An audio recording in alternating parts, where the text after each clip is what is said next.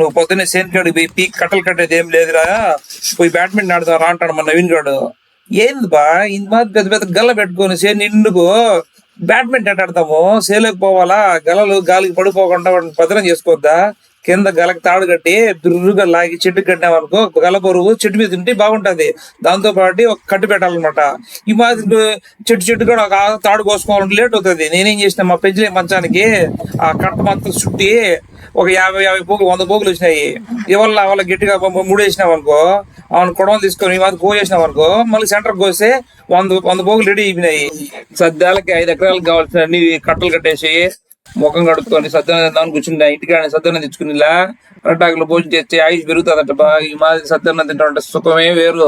20 శనాలబ్బా నేను నీరు తిన్నా. రేపైతే నా సేలో ఉన్న కుండలో కూర ఉడకాల్సిందే. కట్టలన్నీ పెంచలే నడుము కట్టుకుని సేలోకి వచ్చేసినాడు. గలలు కట్టినావా, చెట్టుకు కట్టినావా, ఇదే పని 5 ఎకరాలు టప్ప టప్ప టప్ప పని జరిగిపోవాల్సిందే. మా ఓడికి పని చూపించే చాలు ఎత్తుకొని పోతాడు బా. ఇదో బాధ కడితే గల ఊకుండా స్టడీగా ఉంటాయి. ఇంకా పని ఎంత పెంచలే చూసుకుంటాడు. మనకు ఆఫీస్ టైం లాగిన్ అయ్యే టైం అయింది, వస్తా.